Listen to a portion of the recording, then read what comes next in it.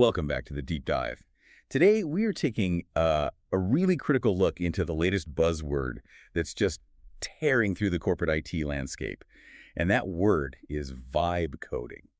It's a great term, isn't it? It's designed to sound effortless, something you just do on a whim. But for those of us reading the research, the concept itself, AI code generation from, well, just natural language prompts, it's causing a huge amount of debate. Right, and the sales pitch is powerful. I mean, it promises this revolutionary shortcut. You get fast results, and you bypass all the years of specialized knowledge you'd normally need to write good, robust code. You just type what you want, the vibe of the feature. And the code just appears. So our mission today is to really unpack this debate.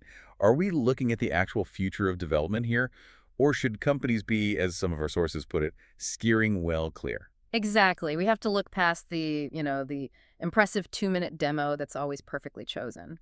Vibe coding is sold on getting you results instantly with no specialized knowledge. But the real question, the one we have to answer, is what happens after that. What happens when that code actually has to live in the real world? Yes.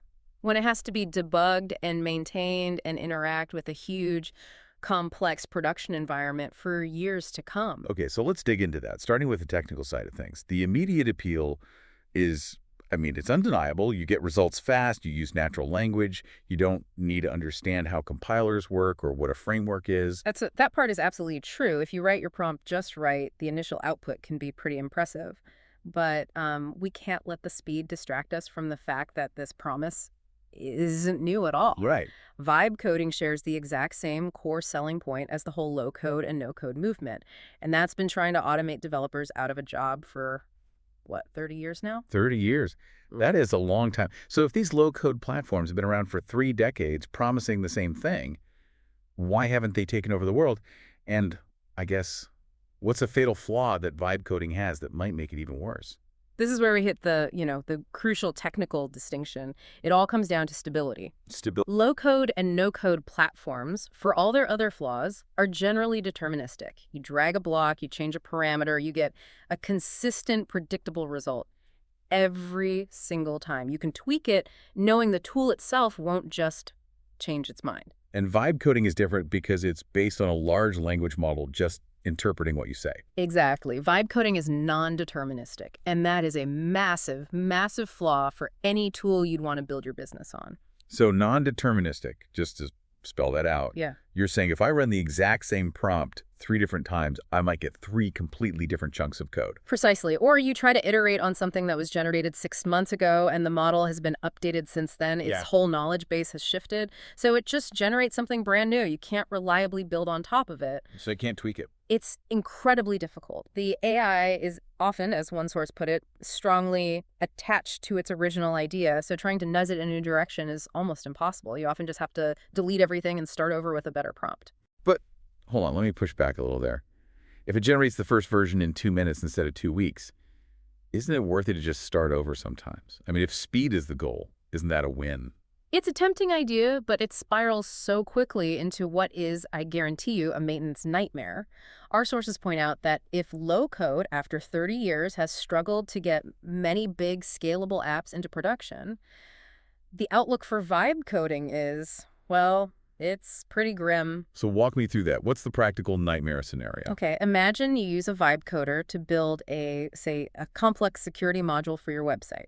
6 months go by, a new vulnerability is discovered. You go back to the AI and you give it the same prompt, but with a new instruction to patch the problem. Okay. Because the system is non-deterministic, it doesn't just fix the old code. It might generate an entirely new module from scratch, using totally different libraries, different architectural patterns. Oh, wow. So now you've got 2 completely different complex black box security systems running side by side. Worse. You have 2 security systems that no human on your team has ever actually understood from the ground up. How can anyone possibly maintain a code base that is constantly mutating in unpredictable ways? This opacity, it makes long-term stability just about impossible. So the argument that this is too unstable for long-term production seems pretty solid. But let's say we accept that. What do we just use it for its most basic function? Quickly building a prototype. A proof of concept, something you plan to throw away. That sounds harmless. It really does sound like the perfect use case, doesn't it? But this is where we run headfirst into one of the oldest, most painful problems in all of software development. The problem of the prototype. The problem of the prototype. This is where things get really interesting, because the sources we looked at talk about how these prototypes, they can't be killed. They mutate into monsters. I think every developer listening just felt a shiver run down their spine. It's the classic warning, right? Prototypes are built to be thrown away, but stakeholders demand they be made permanent. The second a prototype looks functional, the buttons are there, it seems to work, the pressure from marketing, from executives, from clients, it's immediate and it's intense. I have seen this 100 times. You get that email. That demo looks fantastic. Let's launch it next quarter. Just need to polish up a few things. And that pressure is already a huge problem, even with clean, stable code, where the foundation is solid. But when you apply that pressure to a highly unstable code base that was generated by a non-deterministic AI, a piece of code created with zero thought about scalability or error handling, you're basically guaranteeing that you will launch a monster. And that monster is going to eat up all of your time just trying to keep it alive. Exactly. The initial speed you gain just evaporates under the crushing weight of all that maintenance debt. So even if you go in with the purest intentions, just a quick throwaway model, the reality of how businesses work pretty much ensures that fragile AI-generated code gets pushed into service way beyond what it can handle. And the effort to make that happen is probably more than just building it right in the first place. Often, yes. Far more. Okay, so the technical and project management arguments are looking pretty grim so far. But we have to bring in a counter-argument here, one that offers a sort of a redeeming social vision for this technology. And it comes from a huge name in computing. Linus Torvalds. Linus Torvalds. He actually sees a potential attractive attribute in vibe coding. He does, yeah. He draws this really strong historical comparison. He says using vibe coding, typing simple instructions and seeing something happen, is like the old days when kids would type in programs from the back of computer magazines, programs written in BASIC. It removes that barrier to entry. It lets anyone make the computer do something just by typing. That's his point. That instant gratification, seeing your words make something happen on screen. It's magic. It's the spark. But BASIC itself, historically, faced some really severe criticisms about the quality of code it produced. Very similar criticisms, actually. The parallel is spot on. BASIC was widely criticized for encouraging what people called spaghetti code. Unstructured, impenetrable, impossible to maintain. This critique goes way back, to the absolute foundations of structured programming. We're talking about the elder gods of computer science here. We really are. We're talking about Edgar Dijkstra. His famous 1968 essay, Go-To Statement Considered Harmful, was basically the origin of this whole school of thought. The go-to statement. Right. It was common in early BASIC, and it let you just jump around anywhere in the code with no defined structure. Dijkstra's argument was that this destroyed what he called the locality of reasoning. Locality of reasoning. What does that mean for someone listening? It means that a human reading the code couldn't just look at one small piece of it and know what was going on, because the program could jump into that piece from anywhere or jump out of it to anywhere else. You couldn't hold the logic in your head. It was just chaos, untraceable chaos. Which makes perfect sense. And connecting that to vibe coding, the AI isn't just using go-to statements. It's removing the human logic from the process entirely. Precisely. It creates the exact same kind of opacity. The code might work on the surface, but the underlying logic is functionally untraceable, just like old spaghetti code. But here's the key difference, right? Yeah.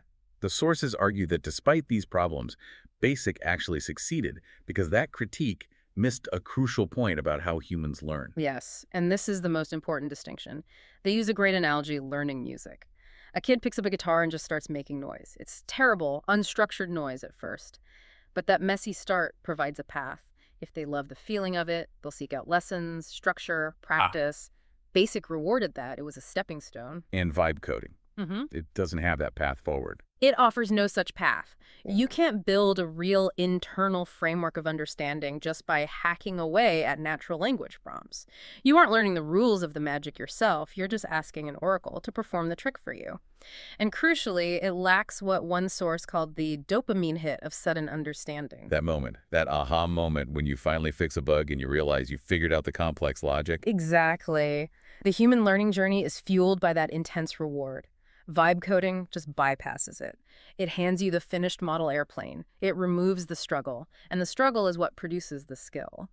So we've pretty much established that vibe coding is a shaky foundation and, well, a pretty terrible teacher. Hmm. For the enthusiastic beginner who might be listening right now, what does code learning actually require? It requires a few things. Motivation, definitely. A sense of reward that comes from real comprehension and understanding where your code is going. But maybe most critically, it requires doing it amid other people. That social collaborative part is the key. It's the accelerator. So it sounds like the real solution to the problem vibe coding is trying to solve is, well, vibe coding that doesn't code. Tools that suggest where to start, what to learn, that help you structure your own discovery. And those tools already exist. They're called books. They're called structured tutorials and educational sandboxes. They provide the scaffolding you need to learn. They enforce the discipline that leads to mastery. But the sources do highlight one path as the absolute best way to become productive while you're still learning, without all the bad side effects. And surprisingly, it has nothing to do with AI. It's about the people. Absolutely. The best way to learn code and be productive from day one is to join a supportive, experienced team that is ready to mentor you.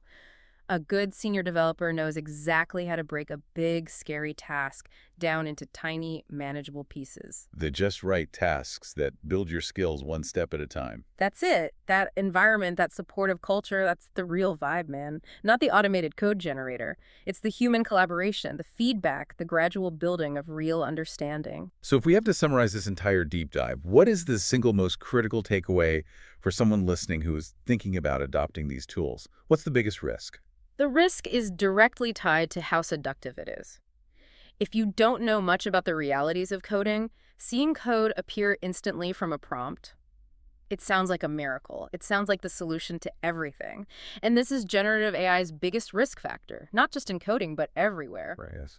Its ability to inspire confidence independent of reality. You become overconfident in what you've made because you skipped the hard part of actually building it and validating it yourself. Exactly. You think you built something robust in an afternoon, but the second you scratch the surface, it's a non-deterministic maintenance monster just waiting to explode and consume way more of your time than if you just started with clean, human-structured code in the first place. So we've seen that while AI code generation offers this tantalizing speed, this ability to make things happen instantly, it fundamentally conflicts with what we need for long-term software.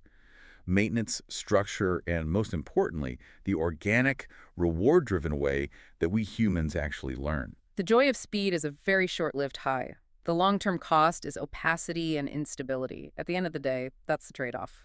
And that leads to a final provocative thought for you to take away. We know that AI coding assistants are often criticized for not really saving developers that much time because of all the cleanup involved. But if the core problem of vibe coding is the confidence it inspires, independent of reality, think about how that same dynamic plays out when AI is applied to things where the code isn't even the final product. Like corporate strategy. Right. Or legal advice. Exactly. Think about generating corporate strategy documents or legal contracts or even medical diagnoses. In those fields, the lack of a real internal framework of understanding has far, far higher stakes than a messy software prototype. The speed is alluring, but the unseen instability. It might just be fatal. Something to consider as you decide which tools you trust and why.